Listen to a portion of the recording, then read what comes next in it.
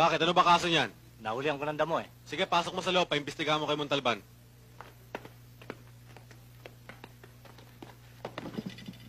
Montalban, O, ano yan? damo na naman yan eh. Pinahirapan ako niyan eh. Ikaw nang bahala dyan ha. Iwanan mo na yan. Maghintay ka. Oo. Pangalan, 1, apelido. 2, 3. 1, 2, 3. Saan ka nakatira? Numero ng tahanan mo. 4562 Street.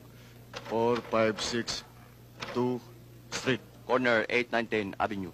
Corner 8910 Avenue. Puro numero ito. Basinyo gobyerno, sila naglagay eh. Talagang kayo, oo. Wala na kayong pagbabago. Eh kung magbabago ako, salbahe ang dating ko. Mabait ka ba?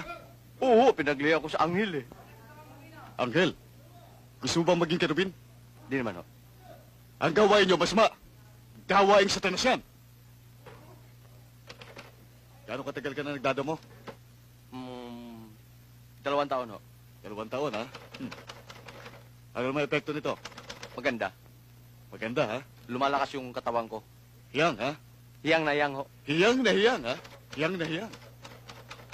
Gamot.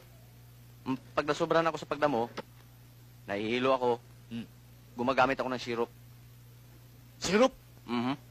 Nagsisirup, ha? Mhm.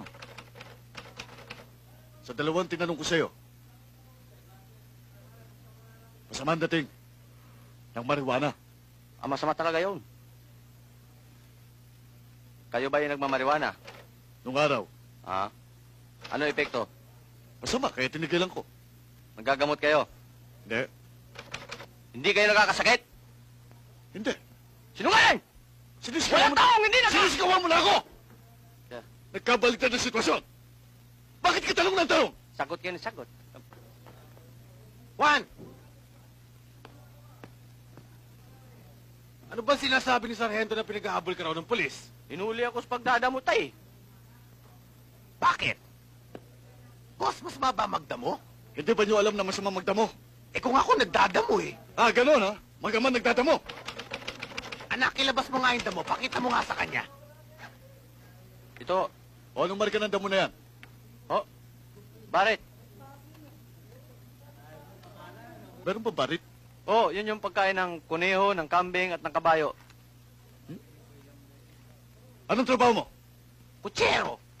Katunayan nga eh, diyan ko binubuhay ang pamilya ko sa damo.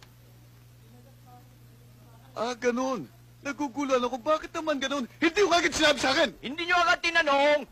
Mga bisit kayo! Sige, umuwi na kayo! Sige, magsilayas kayo! Wala ba kayong kabayo sa inyo? Oh, mga bisit!